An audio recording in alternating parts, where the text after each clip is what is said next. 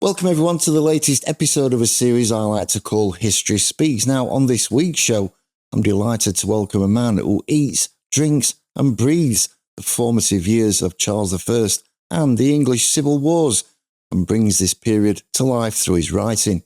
He's written articles for magazines, newspapers and online educational sites. He's also reenacted battles with a sealed knot and for several years edited the Historical Novel Society's online newsletter. Now, apart from having his own podcast called The Cavalier Cast, he's also an associate member of the Royal Historical Society. So please give a warm welcome to my guest this week, Mark Turnbull. Hi Mark, how are you? Hiya John, yeah, thanks so much for having me on the show. All good, thanks. It's an absolute pleasure. Now, usually I ask a question to break the ice, something that'll probably settle you down, settle those nerves and everything. But this one might actually cause some controversy, given what we're about to discuss. But if you could go back to that 17th century period and knowing what you know now, do you think you'd be on the Royalist side or the Roundheads under Cromwell? Oh, well, this is the thing, isn't it? Because, and I was just talking about this recently. If you project what we know now, then why the hell would anyone fight for either side? Because you know what the outcome's going to be. It's just going to be one exchange for another, perhaps worse even, sort of the military control of the Lord Protector. So, yeah, if I know exactly what I know now, and if I've been brought up, as I have now, if I was transported back, I'd try and stay out of it as much as I can. The club men are a good option. I think it's band together and. I think probably staying out of it altogether. Although you've done the reenactments, haven't you, as a royalist? So did you like the royalist side, or did you think no, Cromwell's men look a lot stronger than me? Something. Well, I had no choice to be quite honest. So I just got into it, which we'll come on to, and joined the sealed knot. And they put you in a regiment based on where you live. So there was no choice of sides or anything like that. You just get told, you're in this regiment. And I ended up in the Marquess of Newcastle's White Coat, which is an iconic regiment. Happens to be royalist. It was quite an amazing experience. Back then I was lapping up any sort of facts and details about the period, but just to step into it and then, understand just a little bit about what it was like for soldiers. And I was a pikeman, so, it give me a bit more understanding about the sort of the battles and, equipment and things like that. I think it was Nathan Armin I spoke to, and I asked him a similar question. If he'd had a choice, what would it have been? The Lancastrian side or the York side? And he said, really, you don't have a choice, which is exactly what you said. It all depends where you're kind of born. So, I don't think people would have had much of a choice on it. Anyway, that is a good point, because, when we do say what side would you choose, I think nowadays when we read history and when we look at history, it is so difficult to put yourself into the shoes of our forebears that were alive then. And also it's equally risky because we all end up being levelers. We all think, oh yes, the levelers wanted an end to tyranny, whichever tyranny that was. But actually that's not the full picture. And, it's not necessarily, everybody wouldn't be a leveler if you were born in those times and truly lived and breathed, brought up in those times. It's just when we back project what we know now, that's when you get this. It can be a very skewed outcome, because we look on it and think, well, why would anyone do that? That's a bit foolish, but for that person to do that, why did they believe this? It is one of those. It's a strange thing, I guess, but you probably wouldn't have had any choice anyway. But yeah, we'll get on to more of that as we move forward.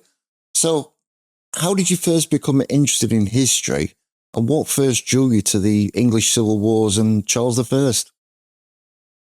Well, this is a bit of a. I'm gonna give you a very strange answer here. Colourful balloons, right? So, I was thinking, where did my love of history come from? And I think it is colourful balloons. And the context around that is when I was about 5, there was a fair near where my grandparents lived. We'd been there, we'd been around it, we were going home. I was being led away, sort of unwillingly led away. And I saw these colourful balloons. I wanted a balloon, and the usual, you get told, oh, we haven't got any money. It's time to go now. We've spent everything. And I turned back and I remember seeing this glint in the ground. And I thought, there's money there. And I ran back. They're shouting after me. And I ran back, picked this up, and thought, I've got a 5 pence. So I ran back and said, "Quick, can I get a balloon? Can I get the balloon now? I've got the 5 pence." And they looked at it and said, "That's not a 5 pence. It's a 6 pence." And I was just totally oblivious. I didn't understand. Well, it's 6 pence. It's a penny more. I should be able to get a balloon. And of course, when we got home, they explained, that it's not money that you can spend now. It was from 1929. That your grandma was 8 at that point. And all of this started to really sink in. I thought I'd found treasure. A silver 6pence, George V's head on it, and that really, I started collecting coins. And moving into sort of all of the eras and the different coins, the different monarchs, I would say that's what really made history so tangible and sort of sparked that love, that interest, and that passion. But as for Charles I and the Civil Wars, well, that was about age 10. And we went on a visit to Helmsley Castle in North Yorkshire, went to the gift shop. That's always a highlight again for kids at the end. And I wanted these pack of cards, and they had images. The cards had images of all the monarchs from the conquest on one side. On the reverse, a little bit of detail about their reign. And, flipping through these cards, obviously got the history link, the coins, the different monarchs. And you have some, I'm sorry to say it, some of them look very boring. They were just grey tombstones, the images, because obviously there's no portraits. So I flick past those. And then I see this card of Van Dyck's portrait of Charles I of the Hunt. And it is beautiful. What a beautiful paint. What the way that Charles held himself looked very majestic. The clothes, the colours. And that was it. From that point, turning over, seeing that he was executed, this man who looks every inch a king on one side, turn it over, he was executed. And I thought, how? What on earth happened there? Yeah, the other cards weren't anything like that. And from that moment on, I've never looked back. I've always wanted to find out more. And the more you find out, the more you realise there is to discover. I think when you mention Van Dyck, for me personally, my favourite painting is the triple portrait. It just looks like a modern day mugshot or a 17th century mugshot, doesn't it, really? But it's such a stunning, iconic painting. But Van Dyck was an unbelievable artist, wasn't he, for his time? Absolutely. Yeah. And, unbelievable for Charles's sort of propaganda and for the image of his reign to have Van Dyck portray those scenes and the people. Then you get William Dobson later in the Civil War, who does a very different picture. His paintings are stunning, but there's such a personal aspect to it. You can look at Dobson's and you feel like you can interact with this person. You can understand their feelings. Whereas the Van Dycks, they are very grand, but there is a distance.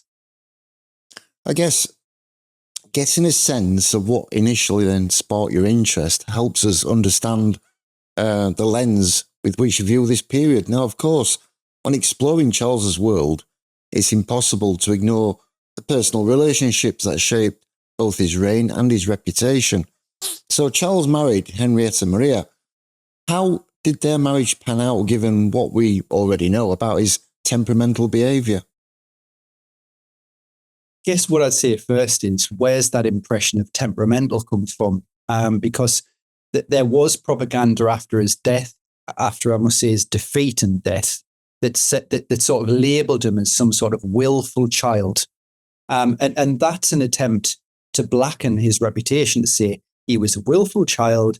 That means that he was no good as a king. He threw away his crown, and we had to remove him because he was this faltered character. But yeah, he could absolutely be temperamental like any of us, but he was very much a sober man that loved routine and order. And that was Charles' key. When we look at Henrietta and that relationship, so give a bit of background. So he became heir to the throne in 1612 at the age of 11. And that was after the unexpected death of his glamorous and big-headed elder brother, Henry. And for the next 10 years, Charles was a central pawn in his father's attempts to straddle the political spectrum and sort of balance this seesaw between Catholic and Protestant. So for a decade, there was this never-ending sort of stream of will he, won't he, who will he marry, that sort of left Charles to stagnate, not knowing what his future was going to be. And James wanted his heir to marry Catholic. He married his daughter off to a Protestant leader. So for a decade, Charles is pulled apart by rumour, intrigue, who you're going to marry. And he got utterly sick. He banned all talk of it at one point. And then James nears the end of his life, and this French princess is put in the mix. This is after Spain. Charles takes the bull by the horn, goes to Spain on this audacious trip to test Spanish intentions on this marriage. And as usual, the Spanish were really just using the marriage to neuter Britain on the world stage. So that Britain would jump to their tune, stay neutral in warfare. So that worked a trick until Charles took the bull by the horns. And then we get Henrietta Maria. So Charles is a total romantic by heart. When the marriage is close to being sealed, and he's waiting for her to travel to England, he's standing on top of Dover Castle. He's looking over the ramparts towards France, and he's just pining. And of course, when she finally got there, he left her to settle for the night, and then at breakfast the next day, he surprised her. And we've mentioned this formality, which was a way of hiding his shyness, really, his innate shyness and vulnerability. But he embraced Henrietta. He showered her with kisses. And the problem was really with the relationship. So yeah, it was a good day, the morning after. But his father had this all-powerful favourite called the Duke of Buckingham. And unfortunately, he became a brother figure for Charles. Charles inherited him. And Buckingham was not willing for this young queen to oust him in terms of influence. And really, that was a block to the relationship in those early stages. And there were a lot of rows between husband and wife. That got sorted one way or the other. Charles sent away his wife's French Catholic attendants.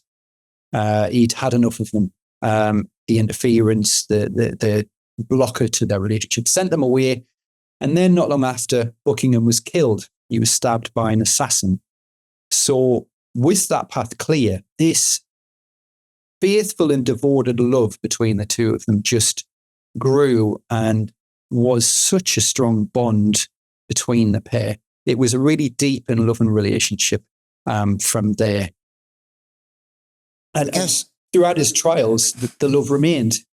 Yeah, and I guess the dynamics within that marriage do say a lot about his personality behind closed doors. And it's interesting to think about how that private behaviour compares to the man the public came to know. Do you think Charles was a Jekyll and Hyde character? As in private, he was affable, as you've mentioned there. Yet in public, he comes across as being quite arrogant. I would say I wouldn't say that he was a Jekyll and Hyde character. I would label Henry VIII like that. In the courtiers and public, his wives even just did not know where this stood from one day to the next.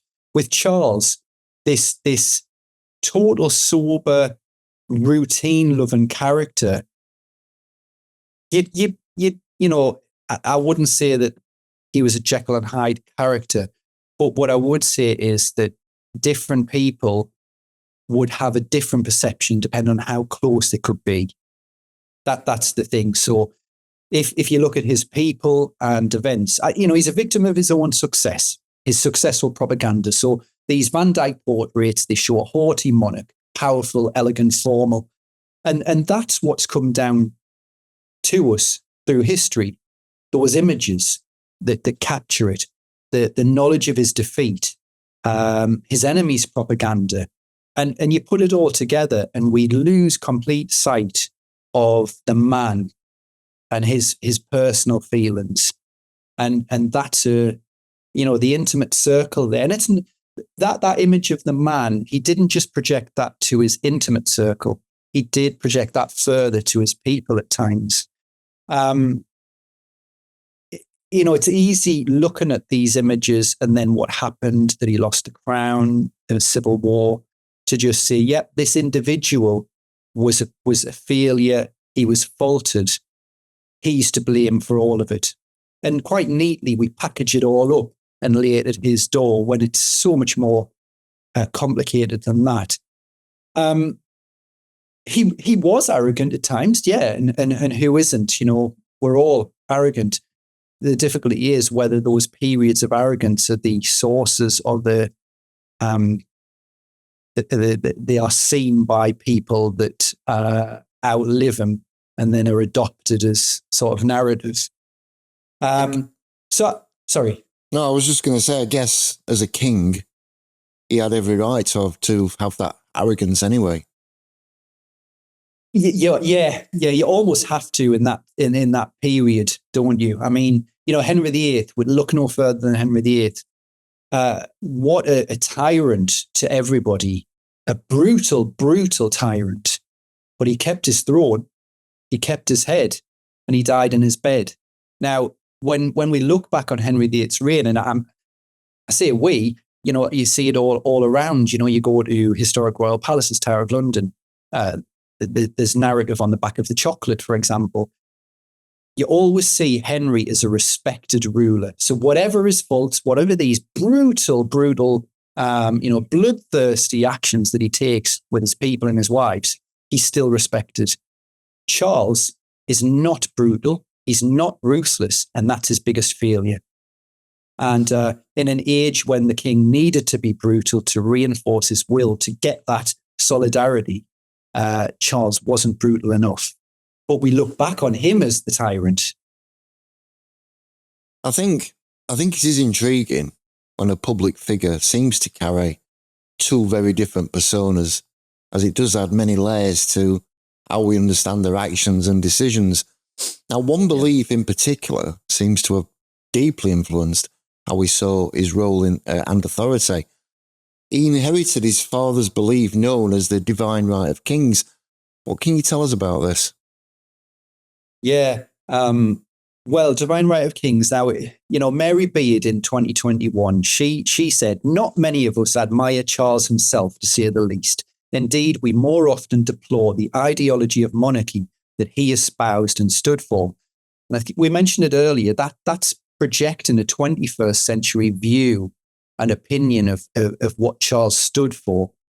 So we're projecting 21st century views onto a 17th century monarch. Now, Charles was indoctrinated in divine right by his father, who utterly believed in it. Now, it's important to sort of give the background to James, his father, who was born as and became King of Scotland. James's adoption of divine right so passionately, he wrote books about it, and he used divine right as a way of protecting himself. So in this cutthroat world in Scotland that he was growing up in, where he was abused by controlling nobles, he's using divine right to elevate himself.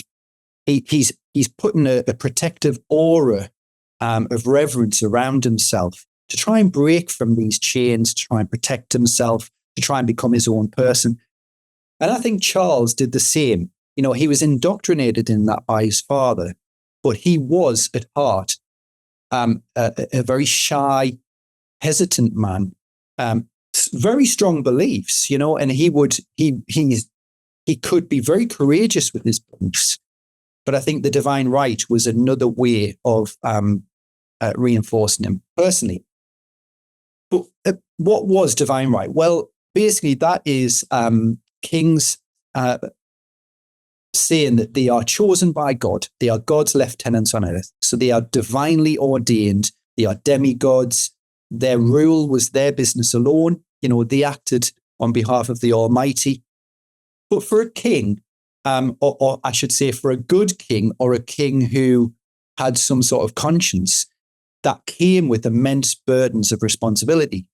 So as a boy, Charles was very serious about his duty, and even as king. And I would go so far as to compare Charles as king to the late Queen Elizabeth II, who very much was duty driven. And that was Charles. He would put duty first. The documents that are annotated by his hand are just innumerable.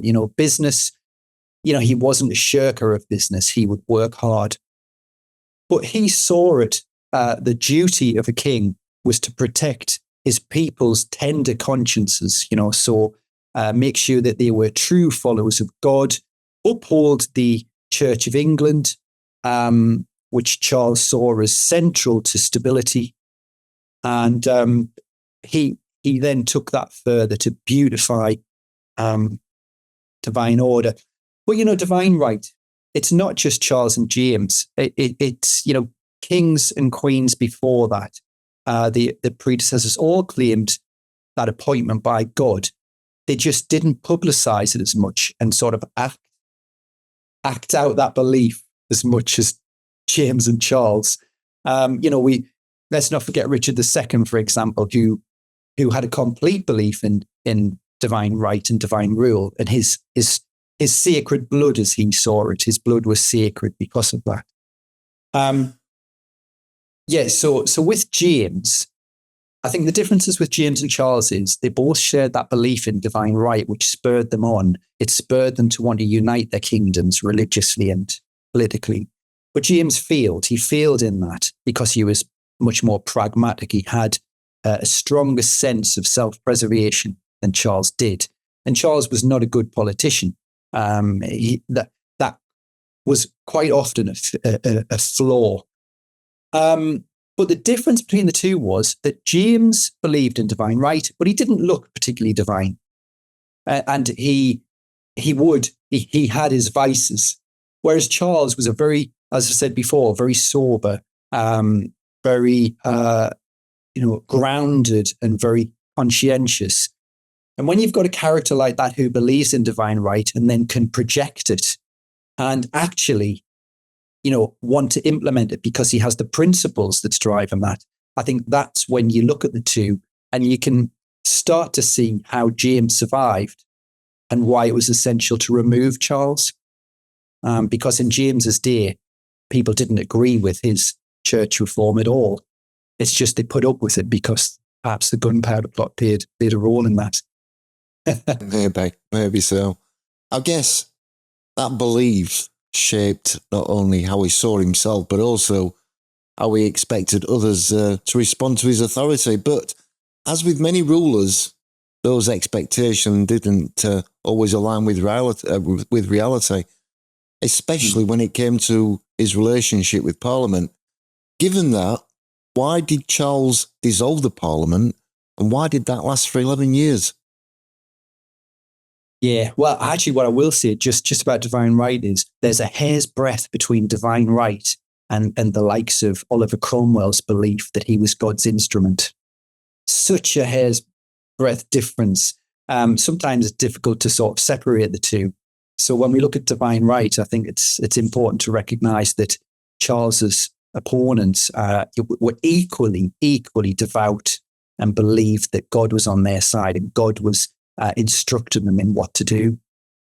But yeah, the Parliament, well, the rule without Parliament for 11 years. I mean, big question, but if I can condense it. So the year prior to Charles becoming king, and this is something that isn't explored enough, is that he was looked on parliamentarians with a lot of hope.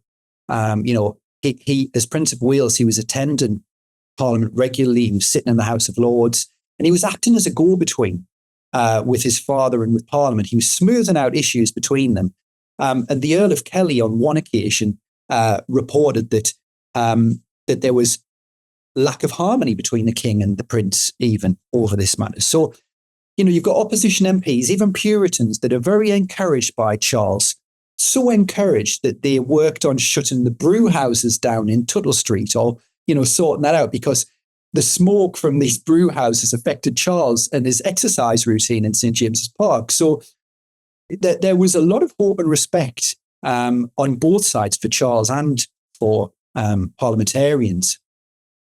And you even have the French ambassador remarking that the Prince of Wales, Charles, is too Puritan. What a statement to make, especially when we look at Charles's later history. But that the Earl of Kelly also said something else very telling just before King James died. And he said that the king and other parties were worried about Charles because of his popularity. And they thought that would haunt Charles when he came to govern these people, in their words. And it did.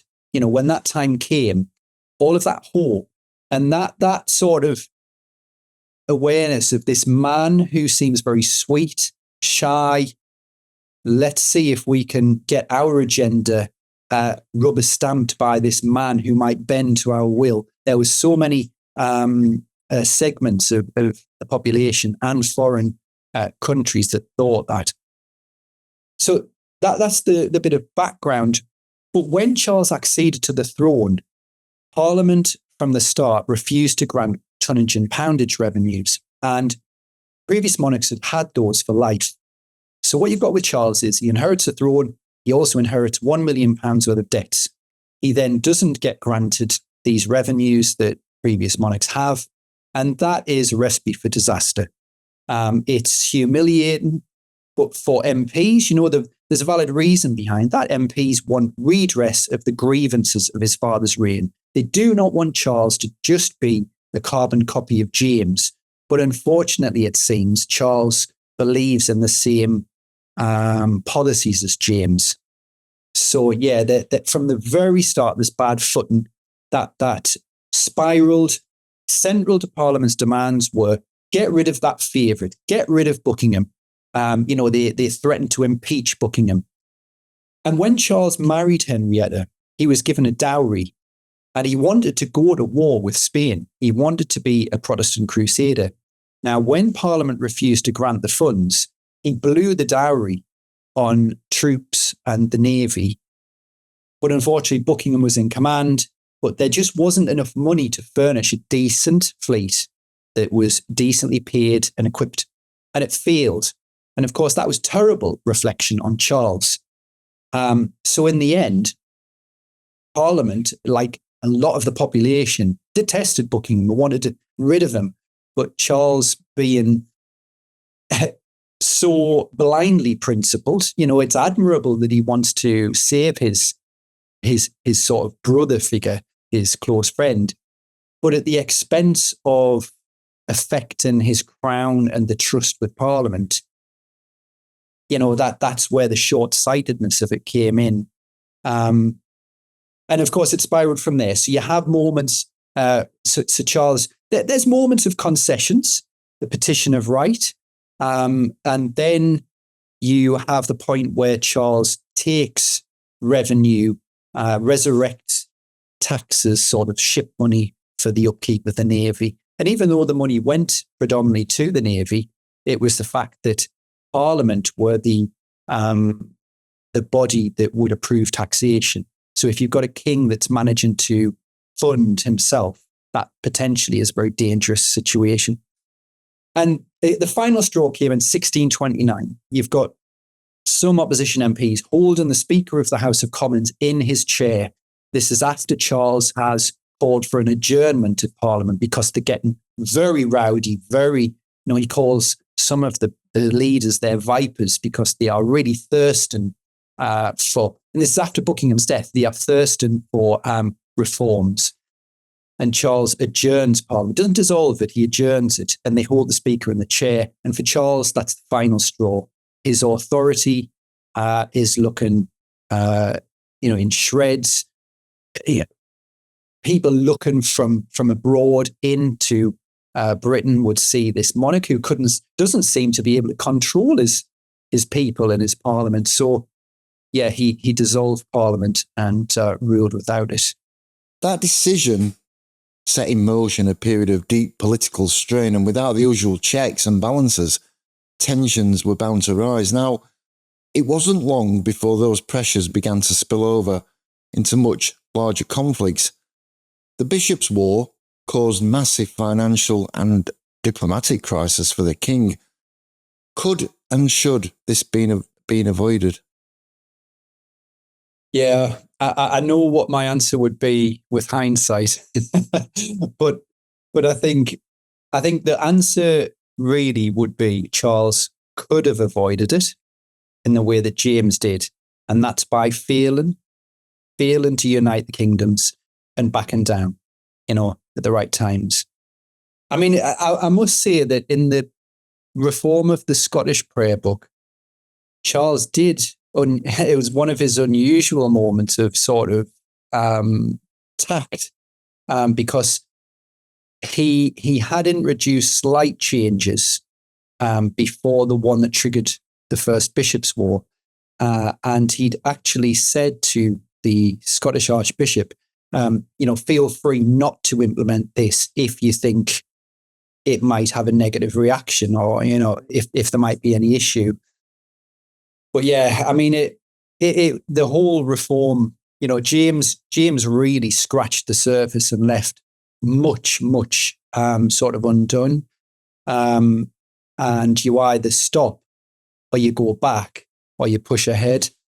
But if you push ahead, it's how fast you go. So, I mean, the Bishops' Wars, they were Scotland's attempts to resist interference in their Presbyterian kirk.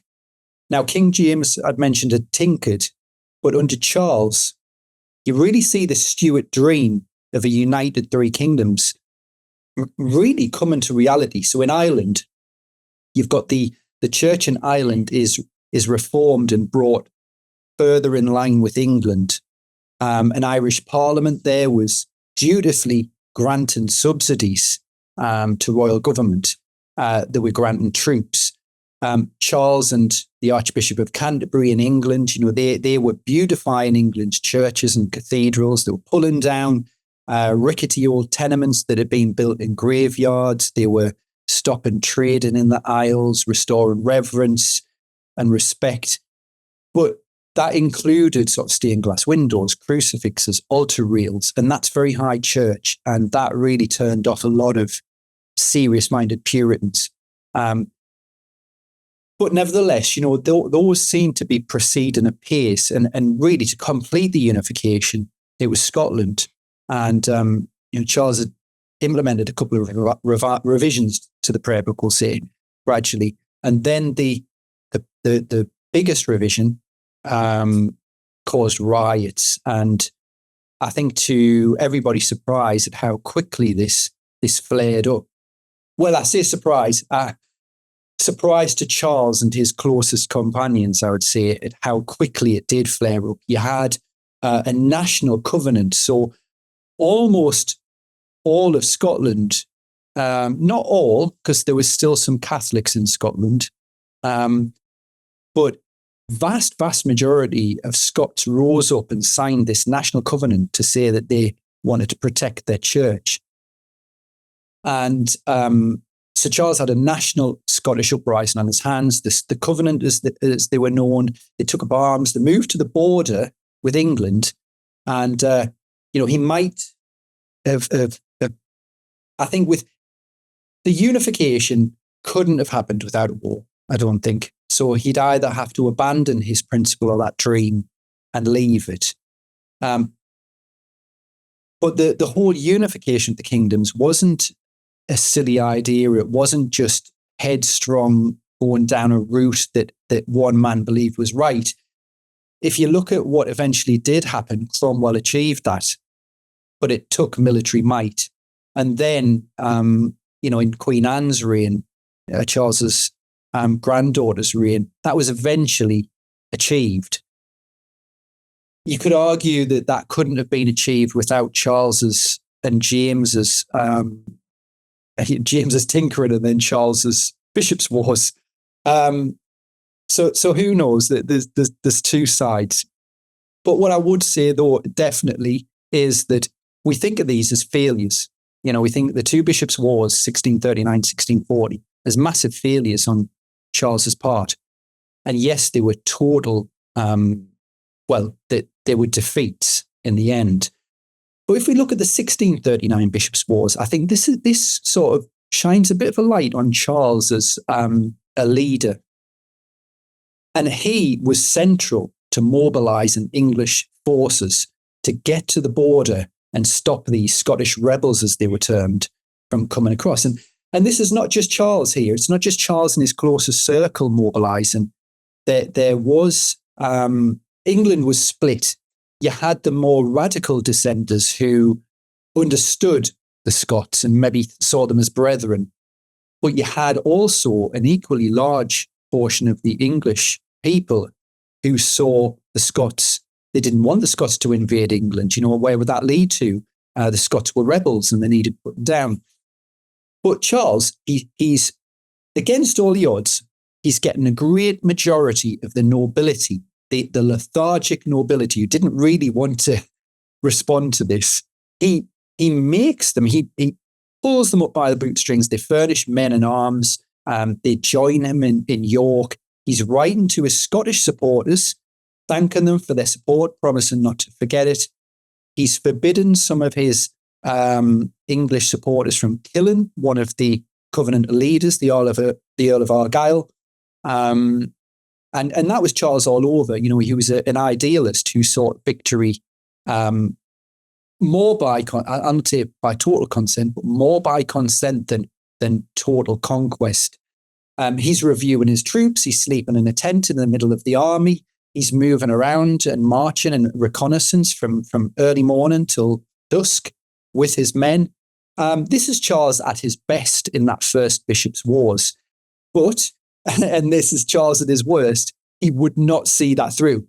So he took the army there and he managed this massive effort to mobilize against the Scots. But then this stopped at the border and they just watched each other.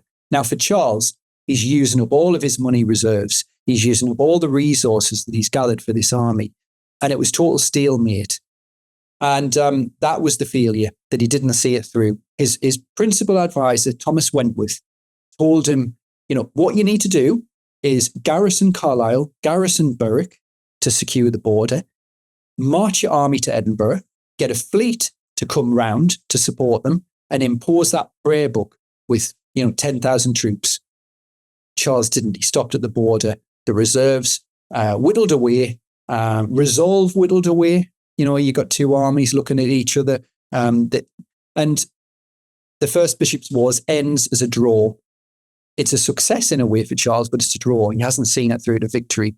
And the second Bishops' Wars, he's unprepared. He has no reserves to call on. There's, the nobles are not as willing to go up there again and waste money just looking at the Scots. If he's not going to see it through, and so yeah, it ends in a total failure that they'll pay the price for. And without unifying those kingdoms, you see, Charles and Britain just could not step on the world stage and join the Protestant forces against Catholic Empire and Spain. They just couldn't do it because you've got this trouble at home. These three kingdoms that have been pushed together in a union, and they're not. It's an uneasy union. I guess the strain, we could call it, of political missteps often builds until it spills over into open conflict. And once that point is reached, it's the events on the battlefield that begin to shape the direction of history. Now, moving on from the Bishops' Wars, there were many battles across the English Civil War. Which one was the most decisive? Yeah, well, I think within the Wars of the Three Kingdoms, so the English Civil War started in 1642, and that was in England, and then the Scots joined that. The Covenanters joined in with Parliament in 1644. So within that war, which we term as the First Civil Wars, I think a decisive battle to bring that to a close and defeat of the king was Naseby. It defeated Charles on the field of battle himself. It wasn't just his armies or his commanders. This was Charles present. And crucially, it was his veteran army, that veteran infantry that got defeated. But it wasn't the final nail in the coffin. I think after that, the cavalry survived. Scotland was entirely for the king by that point. The Marquis of Montrose had a spectacular conquest. He took the whole of Scotland, defeated all of the Covenanter armies in it, and he'd called a parliament there in Charles's name, which could have potentially voted subsidies, supplies, and raised armies. All of that was at the point of defeat at Naseby. But then when Montrose was defeated at Philiphaugh, just 3 months after Naseby, I'd be tempted to say that takes the edge, Philiphaugh, because it ended all hopes from Scotland. And the Royalist cavalry in England, they were going to link up with Montrose and his Scottish army. Well, Philiphaugh put an end to that. There was no army to link up with, really. I have to add that in this, what we know as the Second Civil War, so this is from 1648, when... and this is where it can get complicated, but not the Covenanters in Scotland, but they're called Engagers. These are Scottish royalists. They do form an army and they invade England and they join up with English royalists. And they're defeated at the Battle of Preston and Winwick. So 2 battles, a couple of days apart. And Cromwell defeats them spectacularly. Cromwell, again, this is Cromwell at his military best. He gets from Wales to Lancashire without anyone particularly believing that he could do that. And he destroys them. And that is very, very crucial because not just for that Second Civil War, it's crucial for the whole political settlement. Because the radical elements within the New Model Army, they saw themselves as having defeated the Royalists for a second time, but crucially, they started to see themselves as sort of being worthy to be independent from Parliament, not simply a mercenary army.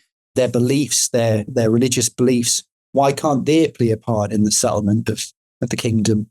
And it really started to establish the New Model Army as definitely a force that would stand on its own terms to try and secure a political settlement that favoured them, regardless of what parliamentarians and MPs thought in Westminster. And that was a major part of that is down to Preston and Winwick. So once the tide of war began to turn, the consequences, I guess, became more personal and far-reaching for those in power. And the conflict didn't just reshape the battlefield, it also sealed the fate of the king himself. Eventually, there was a military coup that led to the arrest of Charles. What happened to him at that point?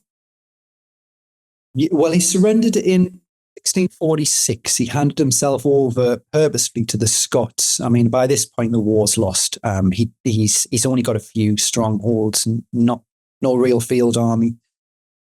Now the Scots by that point are starting to realise the lay of the land. They can see that the more radical, call them Puritan elements within the New Model Army, within the English Parliament, are coming to the fore. And the Scots fear this because the Puritans are no lover of Presbyterianism, just the same as they're no lover of the Church of England and Charles's reforms. So the Scots had, after Naseby, the Scots had put out feelers to the king to try and see if between them they could agree a settlement that might favour Presbyterianism in England and kind of sidesweep the Puritans. So they tried to do a deal with Charles, and that's why he surrendered to them, because he thought that they might be his best chances of restoring him to the throne. Not that he'd lost it, but restoring him to power, we should say. So they did a deal. They took Charles to Newcastle, the Scots. They held him captive for a while. Unfortunately, they couldn't come to an agreement, much to the Scots' frustration. They couldn't again, they just thought that Charles would roll over and, agree to establish Presbyterianism in England, which he wouldn't. That was against his personal religious convictions. And in the end, the English Parliament bought Charles. They paid the Scots £400,000. The Scots handed Charles over. And we see then Charles going into the hands of Parliament. These are parliamentarian commissioners, not New Model Army. And they take Charles to Holdenby House, which is a royal house in Northamptonshire. And then negotiations open between Charles and Parliament, these commissioners. And then we get George Joyce, who is just a simple cornet. So he's a minor cavalry officer at a standard bearer. He arrives at the Holdenby House with a company of men. This minor officer wakes the king and says, "You're coming with me." And Charles has said, "Well, on whose authority? Who are you? Where's your written authority?" And Joyce just points to the men. Now, Charles has got no choice here. He's got to transfer into the hands of the army. But Joyce is clearly acting on higher orders. Now, it's not Fairfax, General Fairfax. He claimed that he knew nothing about this. But Joyce had planned this move in the house of Oliver Cromwell in London. So Cromwell, he's used to sitting in the shadows. He's a shadow puppet master, really. His core religionists are they are fall guys. They're willing. They've got Cromwell, who's their co-religionist, a Puritan, in a position of power. He's second in command of the New Model Army. Cromwell must be protected, because if Cromwell were to fall or to get dismissed, the Puritans' chances of achieving anything are gone. They don't have their man in that position. So that's why I think a lot of the smaller players are there doing all of this, and Cromwell's not really anywhere to be seen. He's behind the scenes, very, very shrewd. And then you get this tug of war. So you've got the Scots, you've got the king, you've got the New Model Army, and the English Parliament. Now, the three of them all want to do a deal with the king because they want legitimacy. They want their own agenda. They fervently believe, all four of these parties have this fervent belief. They will not compromise their own beliefs. But they want themselves to prevail. And they all see the king as being central to that. He can crown them, in effect. Now, Charles understandably felt that, well, I'm certainly not going to just abandon my principles and crown one of those. I will use them as much as they are using me. And he escapes his army captors. He escapes from Hampton Court on the 11th of November, 1647. But he's found and he's taken to the Isle of Wight. And then he re-enters Parliament's control because the captor there is reporting to MPs in Westminster. He's out of army control, but he's from the frying pan into the fire. He's back in Parliament's control. And Parliament beats Charles down in the Isle of Wight, and they extract the biggest concessions that he's made to date. So Parliament, he agrees, will control the militia for 10 years. for example. The New Model Army, meanwhile, is watching on, thinking, hang on, if Charles comes to an agreement with MPs in Westminster, what we're going to have is a state Presbyterian church. It's almost a state church, no bishops, but, the Puritans don't want state control, freedom of religion. And that worries them. And they move in. And this is the coup. So what they do is they take Charles back into the hands of the military. He expects to be killed, in some corner of Hurst Castle. And they then take the army to London and then arrest 100 or so MPs and bar others. So they're left with a rump in Parliament that are favourable to the army, and that's the coup. They've then got Parliament in their pocket. Parliament reverses any agreements that the previously full Parliament or the fuller Parliament had made, and this small rump of MPs and sort of half a dozen lords pushes on with the trial of the king. His arrest certainly marked a dramatic shift in both his fate and the nation's future, but things escalated quickly from there, setting the stage for a confrontation unlike anything the monarchy had faced before. Now, the trial of Charles began and he was charged with treason. Do you think at that point he was compelled to accept his punishment? Yes, yeah, I do. So I think all along Charles felt a quandary. So you've got Parliament's terms, the English Parliament's terms are very harsh. That would have meant a full subjugation of his position and his personal beliefs, because they didn't want him to worship in the religious beliefs that he clung to. They wanted him to adopt reforms. So that was like telling him to betray God and then betray his soul. Now you've got the New Model Army. They offer lenient terms, but Charles knew that he could never accept those because that would give legitimacy to the sword. Now that would abandon everything. He would be a feeble shadow of a king, his people, his family, his kingdoms. It would be a betrayal of them. God would never forgive him. So at his trial, he's got that similar no-win situation. You've even got for the trial over 130 hand-picked radical judges that make up his court. He doesn't recognize many of them, and they've got to scrape the barrel to find people that are committed to regicide. And now only half of that 130 turn up. And his view is that even that purged House of Lords and purged House of Commons, it's an illegitimate rump now in his eyes. And he sees himself as the last bastion of legitimacy from the three estates, the House of Lords, House of Commons, and the monarchy. So for Charles, if he rolled over and accepted the legitimacy of this court, it's just the same as accepting the legitimacy of the sword. It's picked by the army leaders. He's in effect crowning them to say, yeah, do what you will. You don't have to rely on precedent. You can set up your own court, do whatever you like with the kingdom. Who else would be safe? So Charles, by that time, he has to refuse to acknowledge the court. And that means you don't enter a plea. You don't take your hat off in the court. That's not him being arrogant. That's him. That gesture, however small, of taking the hat off shows a gesture of respect for the authority of the court. He can't do that. There's also no consultation here in the trial with Scotland or Ireland, and he's king of those two kingdoms too. But I think crucially for Charles, by that time, he's come to see that he has to be a martyr. He's got to go to his death now.